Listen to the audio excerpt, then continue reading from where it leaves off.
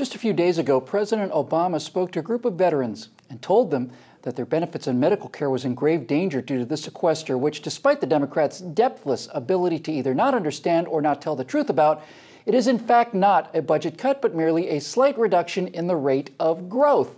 The president said that due to these irrational draconian cuts, our women and men who are in the military are about to be abandoned due to a government that was being squeezed out of every needed penny.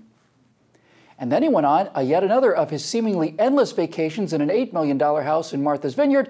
And when it was time to bring the family dog, a Portuguese water dog, ironically enough given to him by Ted Kennedy, this famously out-of-money government used one of the most expensive, mechanically demanding, and precious vehicles in the inventory, the V-22 Osprey, to fly the dog named Bo, that's B-O, yes, the president named the dog after himself, up to the golf courses and mansions of Martha's Vineyard.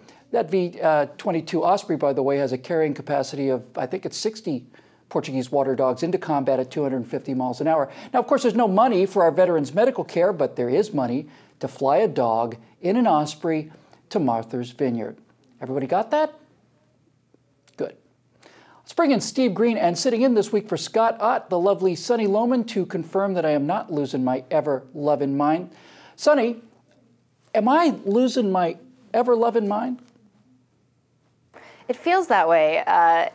This is crazy. I wonder what Cesar Millan would have to say about this. I think, they're maybe treating Bo too much like a human. But no, it's more about just the ridiculous expense of this at a time like this with the economy the way it is. And he talks about the cuts. The White House is closed to visitors. And then I think he had 70 rooms up there. And it's just, if he needs that much security, then the world is too dangerous and he needs to go back to the White House and get to work. Yeah, I don't know if there's any pictures of that, but I'd pay top dollar for it. Steve, I really just don't know what to say anymore. I really don't. I wish Charles Mackay were still alive. His seminal work, Extraordinary Popular Delusions and the Madness of Crowds, could use an updated edition. Oh, no. Bill, Sonny, talk about a tempest in a teapot. Look around you. Who hasn't airlifted their dog? Who doesn't spend their eighth vacation of the year at a $7 or $8 million palace in one of the country's ritziest neighborhoods? For that matter, who doesn't take 9 or 10 luxury vacations a year? Who doesn't hit the links or go on Leno when there's a big overseas crisis, or throw big parties for Jay-Z and Beyonce with other people's money? And who doesn't get to waive laws they don't like for their buddies, or use the IRS to harass people? Look, Barack Obama is a man of the people, somebody just like you or me or Sonny or any of our viewers. So you just leave that poor man alone, all right? Yeah. No, I hadn't thought about that. Which one of us indeed has not used a tilt rotor to fly our dog to a mansion someplace? You really kind of humanize it that way for me, Steve. Thanks very much. Yeah.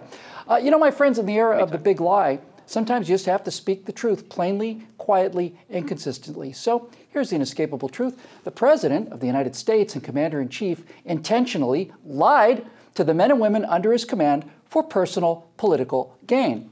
Is that clear enough? Now, some might say that veterans' benefits cost tens, if not hundreds of millions of dollars, and the Osprey ride for the first dog costs only tens of thousands of dollars, but that misses the point, doesn't it? Because if it were your budget at home and you were deep in debt and cutting food to make ends meet, you would not hire a limousine to take your dog to go see a movie. And everybody knows this is true, too. The president lied to those veterans and then jetted off to the billionaires he disparages in public and then parties with in private, the most opulent private jet in the world, and we put up with it. In fact, we as a people doubled down on it, and this is not going to end well. For PJTV, I'm Bill Whittle.